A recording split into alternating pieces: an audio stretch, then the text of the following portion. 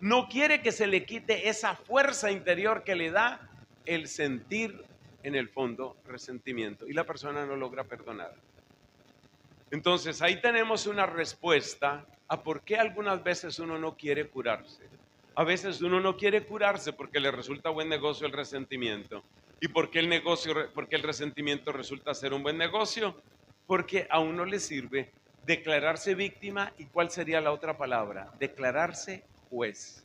Juez que sentencia, juez que es capaz de decirle al otro: el que se equivocó aquí fuiste tú, la que se equivocó, la que dañó todo aquí fuiste tú, eso nos encanta poder señalar afuera, porque nosotros tenemos una terrible, terrible dificultad para reconocer la parte nuestra, para reconocer los errores nuestros, para reconocer las necesidades profundas que tenemos desde nuestra indigencia de criaturas y de pecadores.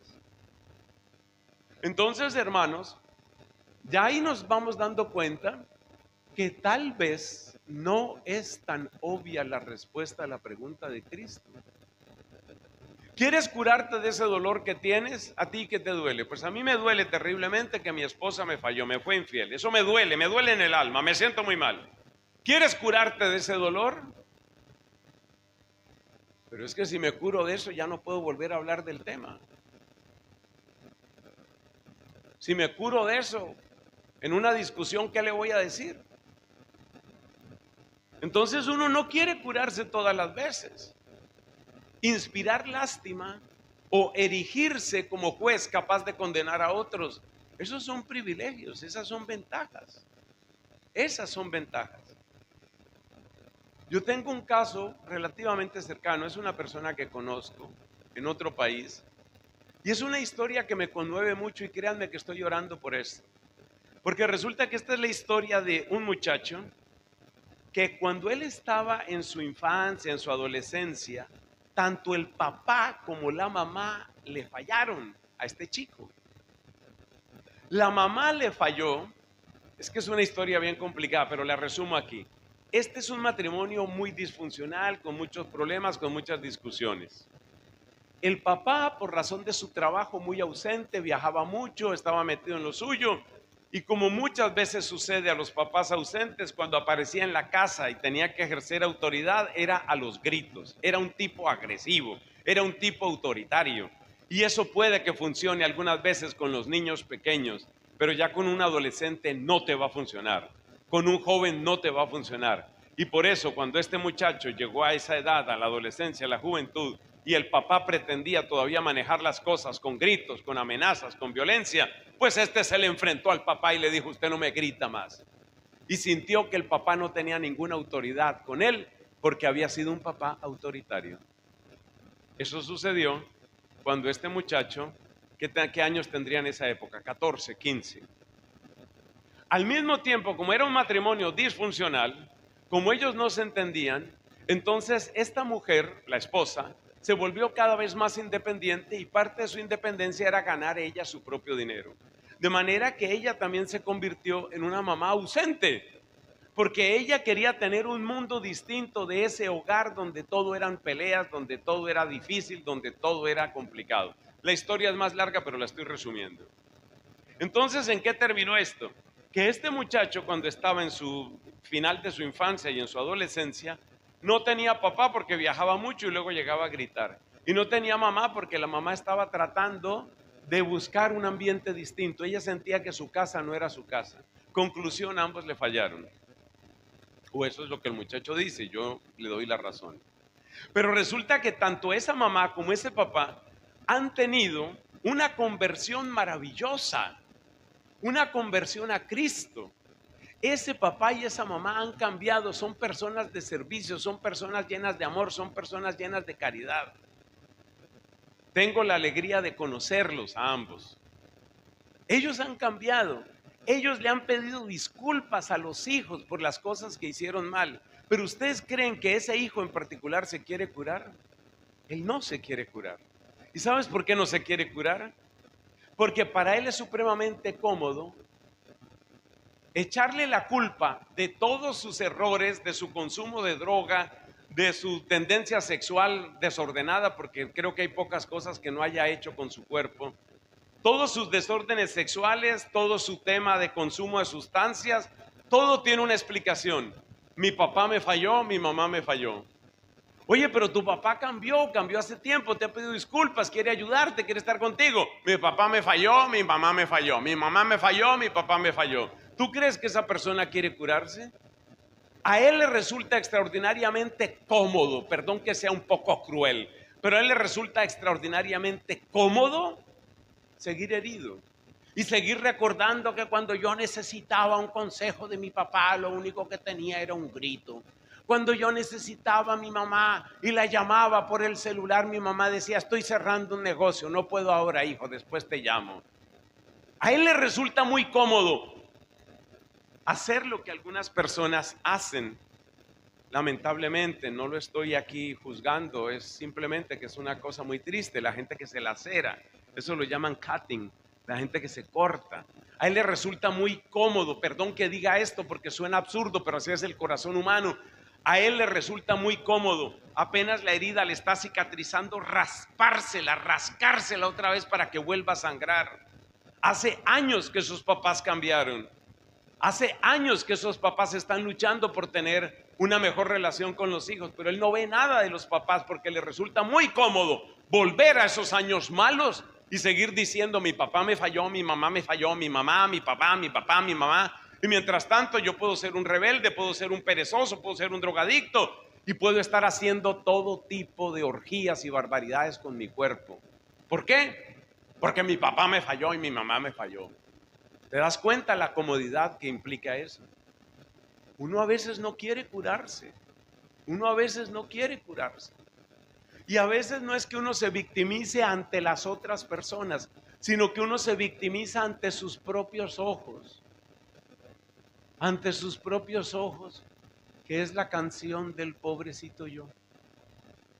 Pobrecito yo. Pobrecito yo. Pobrecito yo. Pobrecito. Y uno se la pasa cantando su canción y pobreteándose. Y hay personas que no se dan cuenta del altísimo precio que están pagando por permanecer heridas. No se dan cuenta de ese precio. No se dan cuenta que están realmente perdiendo sus días. Están perdiendo gota a gota su vida. Y yo hoy te quiero decir que si has venido a este seminario, es para que tú te puedas poner ante Cristo Jesús y decirle: yo sí quiero curarme.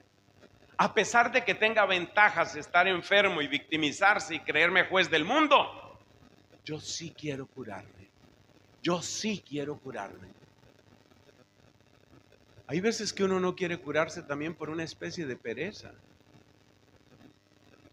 Porque en muchos lugares de la familia y de la sociedad y de la iglesia, la persona que está enferma es una persona que recibe atención. La persona que está sana es una persona que está llamada a trabajar y a servir por otros. Y a veces uno no tiene tantas ganas de servir. Entonces está también el factor pereza.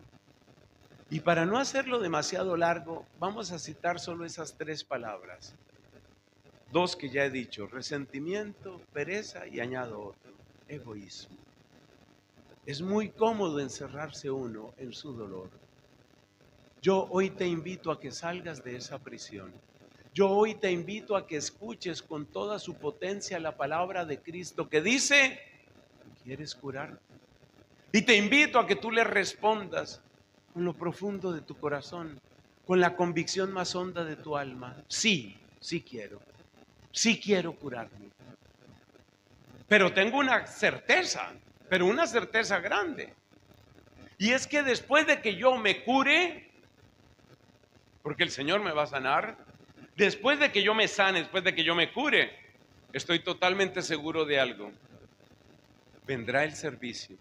Y no quiero tenerle miedo al servicio. Voy a salir de mi comodidad, de mi egoísmo, de mi pereza. Yo quiero que el Señor me cure. Y esto no me lo invento, esto está en el Evangelio según San Marcos. Ustedes recuerdan que en el Evangelio de Marcos, uno de los primeros milagros que se cuentan de nuestro Señor Jesucristo es el de una mujer que era la suegra de Pedro. La suegra de Pedro. Y Jesús estaba ahí en casa de Pedro. Todo indica que esta señora vivía en la casa de Pedro, pero ninguno de los evangelios y ninguna tradición antigua habla de la esposa de Pedro. Todo indica que Pedro era una persona viuda, aunque eso no se nos dice abiertamente. El hecho es que la suegra vivía en la casa de Pedro y la suegra estaba muy enferma y le dicen a Cristo, está enferma. Y Jesús va donde ella y no tenemos recuerdo ni referencia del diálogo que se da entre Cristo y la suegra de Pedro. Lo que sí sabemos es que la curó en ese mismo momento. Y lo más hermoso es lo que sigue. Ella, levantándose, se puso a servir. O sea que no digas tú que yo quiero curarme porque qué bonito sentirme bien. Yo quiero curarme porque estoy cansado de mi dolor de rodilla. Yo quiero curarme porque estoy cansado de este principio de depresión que tengo. Yo quiero curarme. No. A ver. Levantemos el corazón, decimos en la misa y hay que repetir aquí. Levantemos el corazón. Más alto, hay que levantar ese corazón. ¿Y qué significa levantar ese corazón? Tenemos que decir, yo sí quiero curarme porque yo quiero servir, como la suegra de Pedro. La suegra de Pedro, recién curada de su fiebre, porque nos dice el evangelio que tenía una fiebre, recién curada de su fiebre, ¿qué hizo? Pues lo que ella hizo fue sentarse y mirar el celular. Lo que ella hizo fue ponerse a ver, actualizarse con los capítulos que se había perdido en Netflix. Se levantó y se puso a... Yo quiero curarme porque yo quiero servir. Y cuando uno encuentra la alegría del servicio, que yo estoy seguro que muchos de estos hermanos queridos, especialmente estoy pensando en quienes han hecho posible este evento tan hermoso, yo estoy seguro que ellos me van a dar la razón. Servir no es fácil. Uno experimenta cansancio, a veces no duerme bien, a veces uno tiene que viajar muchos kilómetros. Imagínate que estaba haciendo cuentas de los kilómetros que yo he viajado para llegar hasta este punto y hasta esta ciudad. Es más o menos la distancia que hay desde la superficie hasta el centro de la Tierra. Esa es la distancia que he viajado yo para llegar aquí.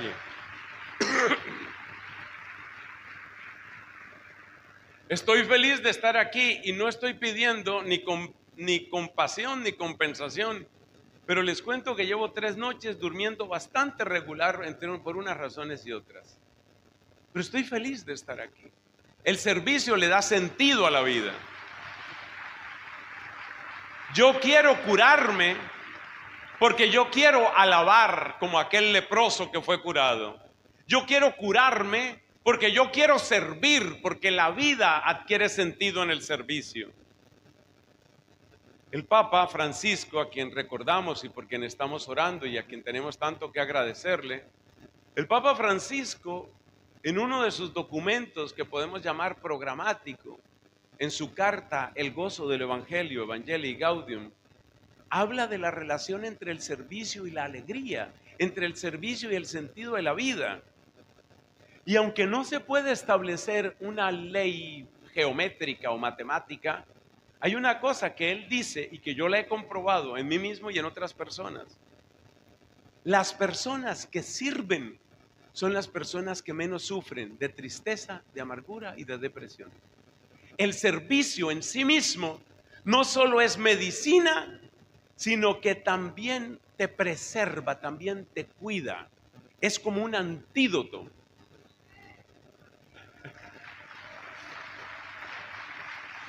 Entonces, nuestra primera pregunta era, ¿quieres curarte? Y lo primero que tenemos que responder es, sí quiero curarme. ¿Para qué? Porque es que estoy cansado de que mi rodilla, o estoy cansado de que mi cuello, o estoy cansado de este dolor, o estoy cansado de este tumor. Te lo entiendo, amigo, amiga, te lo entiendo. Yo también he hablado así, yo también hablaría así. Pero la verdadera razón por la que yo quiero curarme es porque yo quiero yo quiero servir, yo quiero servir. Y es que eso es tan importante porque una vez que tú dices la frase, que es una de las frases con las que vamos a culminar, pero no se me alegren tanto, que falta todavía bastante esta enseñanza. Una de las frases con las que vamos a culminar esta enseñanza es: yo quiero curarme porque yo quiero servir. A ver, vamos ensayando. ¿Cómo es? Yo quiero curarme porque yo quiero servir. ¿Para qué quiero yo un cuerpo saludable? Para servir, para servir. Yo les quiero contar que este año no ha sido un buen año para mi salud. ¿En qué sentido? En que ustedes saben que pues yo presto un servicio misionero, tengo que viajar a muchas partes. Este año he tenido que cancelar 3 misiones por distintos motivos de salud. Pero eso me ha servido mucho para 2 cosas. Primero, me ha servido para entender que si yo tengo salud, la salud es para servir. Y eso es fundamental. Y segundo, que si el Señor no me ha dado la salud en ciertos momentos, por eso he tenido que cancelar compromisos. Si Dios no me da la salud, o sea, si me da enfermedad, ¿sabes para qué es la enfermedad? Para servir. La salud es para servir y la enfermedad es para servir. Y esto es lo que yo llamo la madurez de la renovación carismática. Porque en la renovación carismática 1.0, estamos como en la renovación carismática 3.0 o 2.0, no sé cuál será. Yo diría que 3.0. Pero en la renovación carismática 1.0, que yo la conocí porque mi primer encuentro con la renovación carismática fue en el año 1974, en que ya había nacido un poco de gente que está aquí, de una vez digo. En la renovación carismática 1.0, cuando Dios desplegaba milagros abundantísimos, todos recordamos con amor sacerdotes como Emiliano Tardif, como el padre Darío Betancourt, como tantos otros que Dios les ha dado ese carisma de sanación. Y en este seminario también vamos a hacer oración de sanación, por supuesto que sí. Pero lo que te quiero decir es que en la renovación carismática, en la RCC 1.0, la idea que había era un poco la de los enfermos y la piscina. Es decir, que hay alegría para el que se cura. Y para los que no se curan, pues lo único que queda es una cara larga. Y es que eso lo vi yo. Yo lo vi porque es que yo acompañé al padre Emiliano Tardif. De hecho, ustedes saben que el padre Emiliano Tardif pues falleció en este querido país. Una semana antes él estaba en mi país y yo estuve en un retiro que él predicó donde vimos milagros, multitud de personas. Yo estuve en ese retiro con él. Una semana antes de que viniera aquí, él falleció aquí en Córdoba. Entonces, yo sé lo que son esos milagros. Pero una cosa que no es culpa del padre Tardif, ni mucho menos, yo lo tengo por un hombre santo, ¿no? Solo Dios lo dirá con la iglesia, pero para mí yo lo tengo por hombre santo. Bueno, lo que te quiero decir es que este padre, Emiliano Tardif, él hacía sus oraciones y muchas personas se sanaban, pero no todo el mundo. Y cuando terminó el evento, había que desocupar ese lugar, que era un lugar con miles y miles de personas, y por supuesto la salida era lenta. Y yo miraba las caras sonrientes, jubilosas de los que fueron curados, las caras largas y tristes de los que no habían recibido el milagro esperado. Pero ahora yo te digo una cosa, cuando uno se da cuenta que el acento está en servir, cuando uno dice la frase, quiero curarme porque quiero servir, el peso está en la palabra servir. Y si el peso está en la palabra servir, lo maravilloso es que eso no te lo va a quitar nadie, porque con salud puedes servir y con enfermedad puedes servir, porque a Cristo le sirven todos los corazones siempre que estén dispuestos a unirse con caridad, en caridad con Él. Todos le sirven. Entonces, si nosotros, por eso esto yo lo llamo renovación carismática, RCC 2.0, 3.0, la que sea, en la RCC 2.0 estamos entendiendo que el milagro es una gran bendición, es una gran alegría, pero que el milagro no agota la providencia de Dios, porque el servicio no se limita a los que se sanan, a los que se curan. Y de hecho yo escuché una predicación del padre Emiliano donde decía con mucha tristeza del caso que él había conocido de una persona que se había sanado, un auténtico milagro, pero seguía en pecado. O sea, su sanación le sirvió para pecar con más impulso, ya sabes, ¿no? Yo quiero curarme porque yo quiero servir. A ver, repitamos eso, por favor.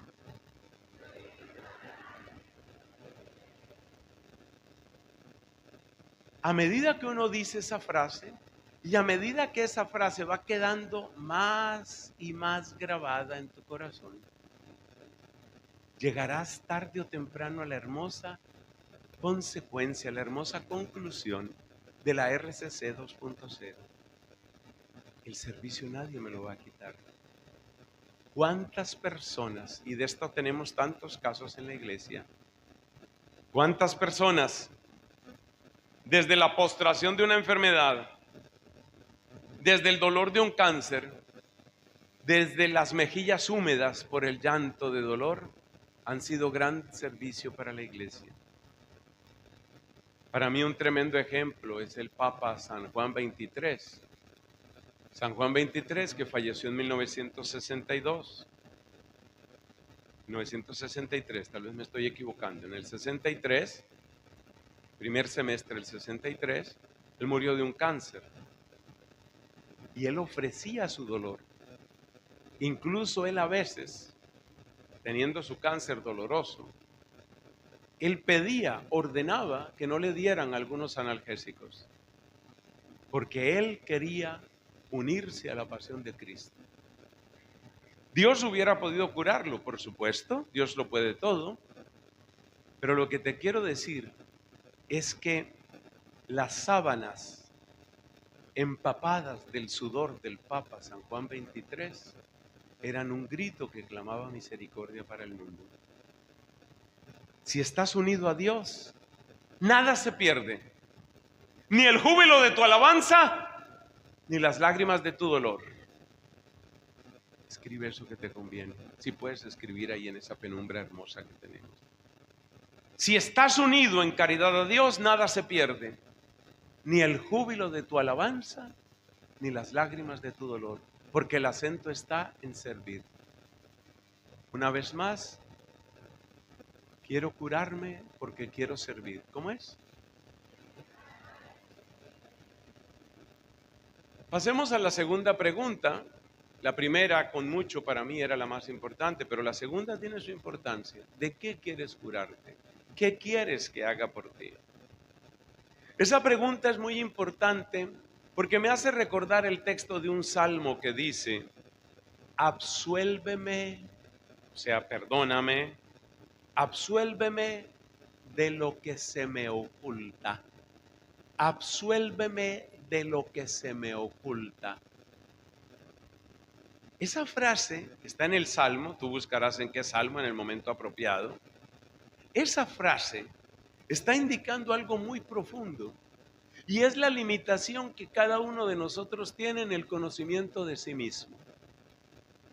Y la Sagrada Escritura en ese texto y en muchos otros nos enseña algo que es fundamental, y es que el conocimiento que nosotros tenemos de nosotros mismos es tan deficiente que muchas veces nuestras prioridades no coinciden con las prioridades de Dios. Por eso tenemos ese otro texto que ya no es de los Salmos, sino del profeta Isaías, que dice: mis caminos no son vuestros caminos, mis planes no son vuestros planes. Como se levanta el cielo sobre la tierra, así se levantan mis caminos sobre vuestros caminos y mis planes sobre vuestros planes. Una manera, con lenguaje moderno, de describir eso que estoy contando es utilizando la palabra sintonía. Sintonía. Yo me estoy acordando de los radios viejos, no los radios digitales, supermodernos actuales, que ahora ya mucha gente ni usa radio, solo se usa radio en los terremotos y las catástrofes y las inundaciones. Ahí es cuando uno se acuerda de los radios, cuando se cae el internet del todo. Pero los radios antiguos tenían un botoncito que uno lo giraba para sintonizar. Aquí hay gente que se acuerda de eso. Ustedes me miran con extrañeza, como diciendo: ¿de dónde sacaron ese dinosaurio predicador? Pero yo me acuerdo que había unos botoncitos. Por favor, díganme que alguien aquí se acuerda de esos botones. Ah, bueno, gracias, gracias. Ya me estaba sintiendo mal. Yo decía, Dios mío. Y uno movía el radio, el botoncito de las emisoras. En AM o en FM, uno movía. Era más interesante el tema de AM, amplitud modulada. Era más interesante. Porque en la FM lo que sucedía era que casi no captaba nada de la emisora hasta que llegabas a la cifra exacta. Y en ese momento se escuchaba perfectamente la transmisión. Eso era la FM. En cambio en la AM, uno iba moviendo despacio el botón. Claro, yo, un niño curioso, yo hacía esas cosas, ¿no? Tú vas moviendo. Y tú movías otro poquito el botón. Y tú movías otro poco el botón. Y ahora sí estamos en la transmisión en directo desde Resistencia Argentina para el mundo entero. Entonces uno... Ese era el botón de la AM. Entonces eso es lo que pasa. En la medida en que no nos conocemos a nosotros mismos, estamos fuera de sintonía. Y entonces la voz de Dios no nos llega. Tampoco nuestra voz le llega fácilmente a Dios. ¿En qué sentido? En que nos pasa a nosotros lo mismo que les pasó a aquellos dos apóstoles, Santiago y Juan. ¿Tú te acuerdas que esos dos apóstoles, cuando Cristo ya estaba acercándose a Jerusalén, un día se le acercaron y le dijeron a Jesús, queremos pedirte algo? Y él dijo, ¿qué? Y ellos le dijeron, queremos sentarnos uno a la derecha y otro a la izquierda. Querían los primeros puestos. Y Jesús les respondió, no sabéis lo que pedís, no sabéis lo que pedís. Como quien dice, estamos fuera de sintonía. Santiago, Juan, estamos fuera de sintonía. Ustedes no están entendiendo nada. Jesús le habló con un lenguaje parecido también a los saduceos cuando fueron a burlarse de él con una historia ridícula apoyándose en la ley de Moisés de una mujer que había estado casada con 7 hermanos tratando de darle descendencia a esa familia. Y entonces el que le planteó esa pregunta pertenecía a la secta de los saduceos, es decir, aquel grupo que cobijaba a los sumos sacerdotes. Y este saduceo, que se creía seguramente inteligentísimo y que quería burlarse de la predicación de Cristo sobre la resurrección, le dijo a Cristo, bueno, y así me lo imagino, es que me lo estoy imaginando aquí, con rostro triunfante le dice a Jesús, bueno, y cuando llegue la tal resurrección esa de la que tú hablas, ¿de quién va a ser mujer esa que estuvo casada con los 7? A ver, cuenta, explícanos. Me lo imagino así todo presuntuoso, arrogante. Y mira la respuesta que le da Jesús. Vosotros no conocéis las Escrituras ni el poder de Dios. Como quien dice, total falta de sintonía. Entonces nosotros tenemos una tremenda falta de sintonía y por eso muchas de nuestras súplicas no llegan a Dios. Y por favor no se disgusten conmigo porque yo diga esto, porque es que lo dice la carta del apóstol Santiago. La carta de Santiago dice, ustedes piden y no reciben porque piden mal, piden mal. ¿Qué quiere decir eso? Están fuera de sintonía, están mal. Usted ni se deja oír en el cielo, ni usted oye lo que el cielo le quiere decir porque está fuera de sintonía. Entonces lo único que usted oye es interferencia, lo único que usted oye es ruido. Eso es lo que usted está oyendo, interferencia y ruido. Eso es lo único que usted recibe. ¿Por qué? Porque está fuera de sintonía. Entonces hay que sintonizarse. Sí, hay que sintonizarse. Hay que entrar en sintonía con Dios. Sí. Pero aquí viene algo muy interesante. Cuando uno no se conoce, uno pide lo que no es. Es que nos lo dice el apóstol Santiago. Ustedes piden y no reciben porque piden mal. Pero el apóstol Santiago, que por supuesto es Santiago el menor, sabemos que Santiago el mayor murió mártir, fue el primer apóstol que murió mártir. Estamos hablando de Santiago el menor, llamado también el pariente de Jesús, era primo de Jesús. Este apóstol Santiago el menor nos dice, ustedes piden y no reciben porque piden mal, pero da la explicación precisa Esto es admirable en la Sagrada Escritura. Mira lo que nos dice. Ustedes piden para satisfacer sus pasiones.